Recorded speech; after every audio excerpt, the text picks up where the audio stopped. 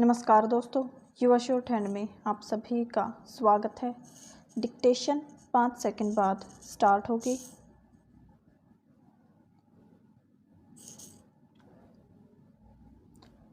So be ready, start. महोदय, गांधी जी जिस समाज का स्वप्न देखते थे, शायद उस ओर हम नहीं जा रहे हैं। विराम।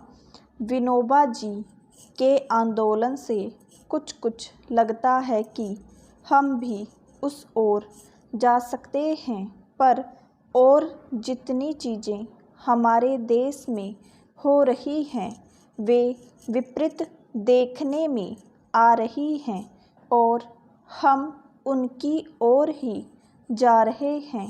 विराम। मैं तो यही चाहूँगा कि आप इन सब चीज़ों को भली प्रकार से देखें और समझें। विराम।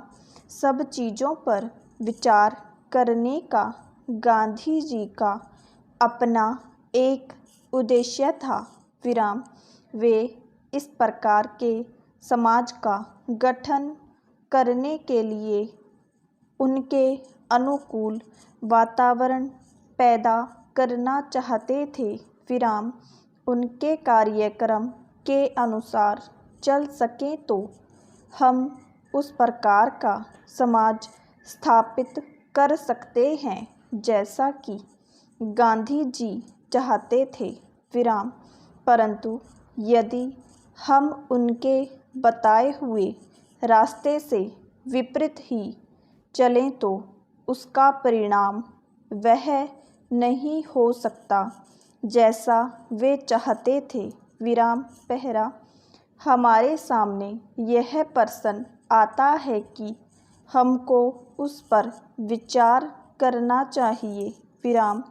हो सकता है कि परिस्थिति इतनी प्रतिकूल हो कि हम चाहे कुछ भी करें, उससे हम उस परिस्थिति को नहीं बदल सकते। विराम।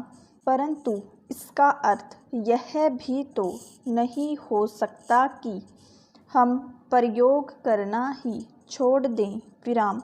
मेरा तो विश्वास है कि यदि हम थोड़ा सा भी उस मार्ग पर चलेंगे और उस ध्येय को अपने सामने रखेंगे तो इसमें कोई संदेह नहीं कि आज नहीं तो कल, कल नहीं तो परसों, परसों नहीं तो कुछ दिनों के बाद हमारे देश के लोग उस पर ध्यान देंगे और दूसरे देशों के लोग भी हमारा साथ देंगे।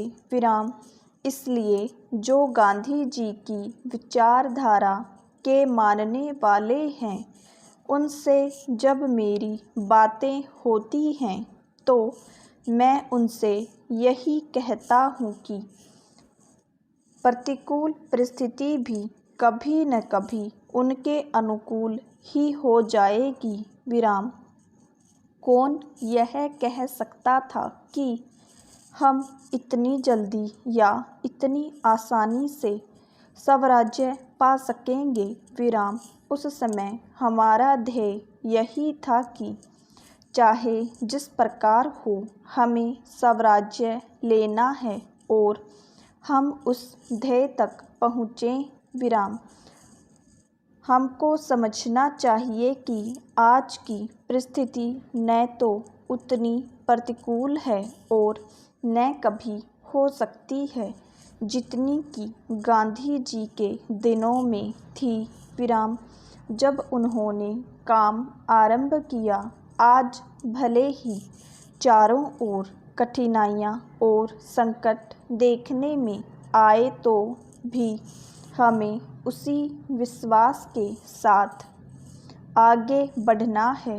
विराम। मैं आशा करता हूँ कि आपने चरखा चलाकर आज जो काम आरंभ किया है तथा विनोबा जी सारे देश में भूदान का जो काम कर रहे हैं और अब उन्होंने कूपदान की बात जो उठाई है, हम सभी स्थानों के लोग अपना अपना सहयोग देकर इस कार्य को आगे बढ़ाते जाएंगे जो बाद को एक बड़ी नदी का रूप धारण कर लेगी। विराम।